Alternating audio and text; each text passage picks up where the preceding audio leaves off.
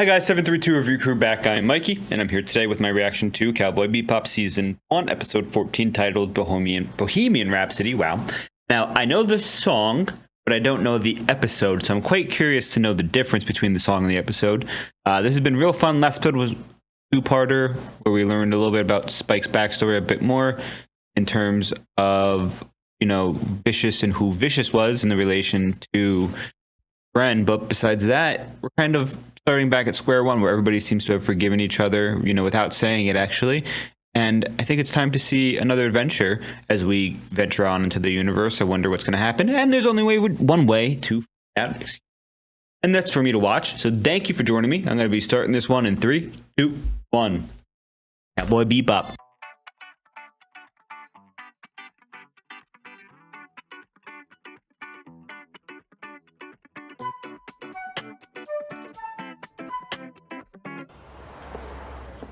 Spike got new glasses. Oh! What? It works that way? Wow, drugs are crazy in the future. He's a roofied person.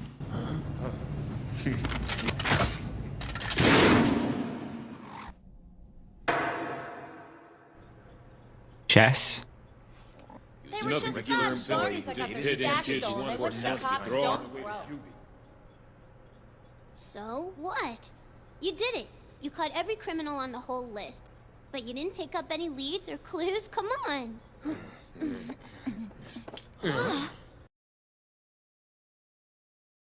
Huh. So, there's some sort of thing going on that seems to be some sort of deeper crime, and related criminals being picked up provided a clue of just the chess piece, which is what we saw a chessboard, so that means that's the mastermind, huh? They caught the low-down outlaws who carried out those recent gate attacks. Really? The bounty on that guy was 12 million woolah. I said outlaws. They count 20 of them, but none of them was the mastermind. Oh, and you don't get the reward Oh, unless you find the mastermind, right? all money? Oh, that's why they're mad. Why would the kind of two-bit hoods who usually rob convenience stores suddenly attack an Astral Gate? Oh, the toll gates?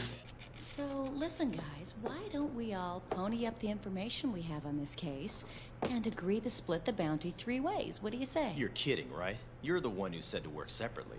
Each one gathering... She's the one who wanted to work separately, of course. No rivalry between comrades is healthy. I believe that's the way you put it. Old feeble person? So, when the ship was coming through, at the exact moment it paid the toll, they could steal the entire balance from the credit check. Oh, that's bad. The unit immediately sent the cash credits over a secured link to a bank on Europa. The guy I nabbed was so clueless. He said he was following the instructions from a manual he got mail order from some website. Maybe the other thieves were all wannabes who read the same manual. No, it has to be some sort of like group that they met online. Act now for this special offer. For the low introductory price of 30,000 wulongs, you can be a billionaire. Wait, that's so funny. Those hacking units weren't designed by some piker. It was an insider who knows precisely how the gate system works. Huh. Whoever's behind it is probably connected to the Gate Corporation. That was my take on it. Maybe inside, or maybe somebody who developed it gets money.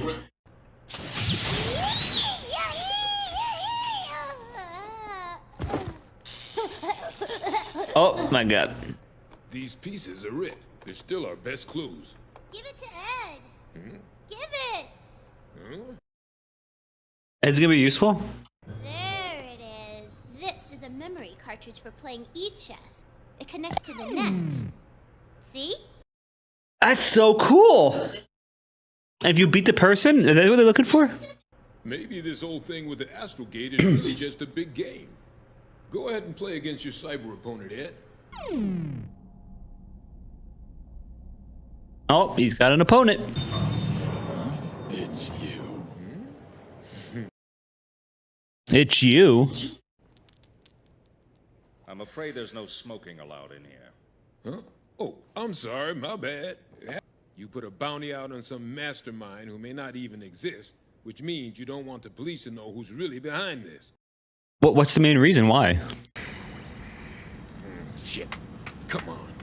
There's no smoking sign in there too. It's funny. Taking such a risk. If this thing ever gets out, you know what will happen. Why would a ghost from 50 years ago The original programmer of the gate. Doesn't make any sense. And he gives everyone a chess piece. Unbelievable. Chess Master Hex. Chess Master Hex? Bet Ed's gonna win the chess game. Ed? Edward is very busy right now. Check,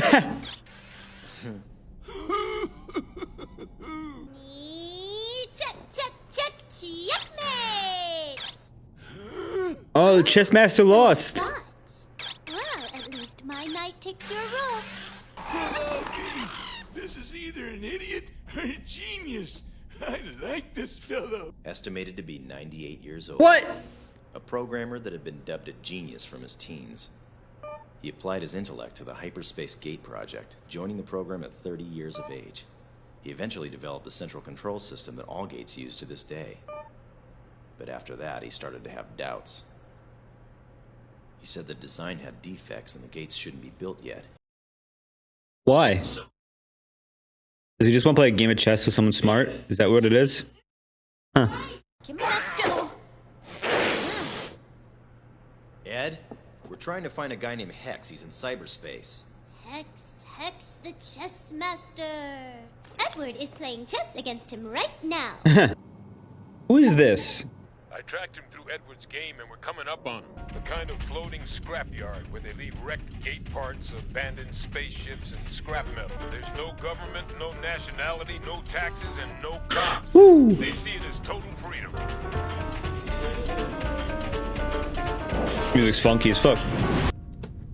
The whole vibe and aesthetic is so nice. Like, look at that. It's so cool. I would love a video game based on this. Like, love it. Jonathan, what are you doing out Jonathan. You, of course. Thanks for leading the way.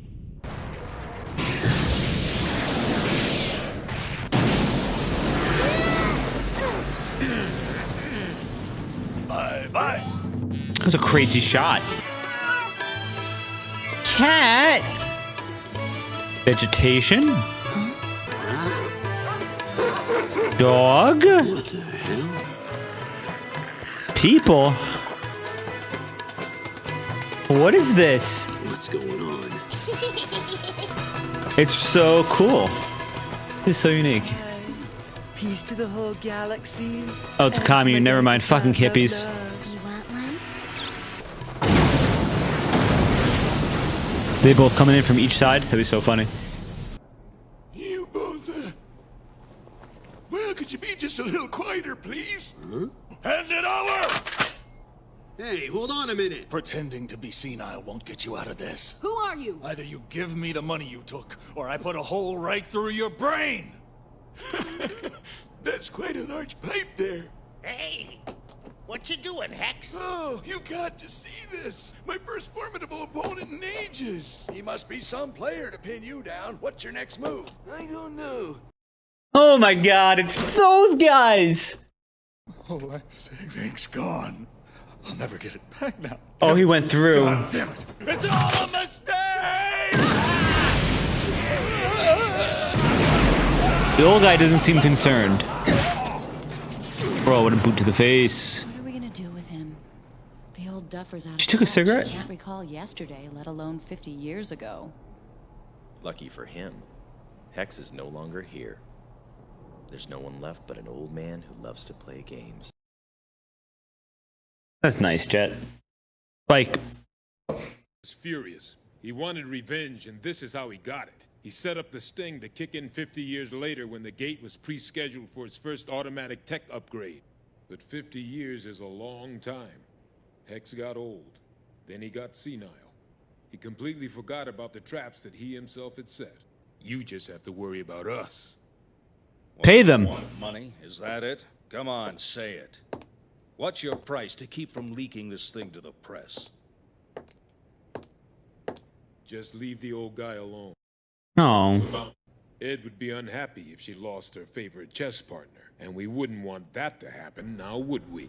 Cute. Are you playing again? Not again. Ed's still playing. You mean you played the same game for a week? Yo, newbie, you're in a good mood today. Howdy there, guys. He's an easygoing dude, ain't he? Sure is, Antonio. Nice fella. Checkmate. Oh.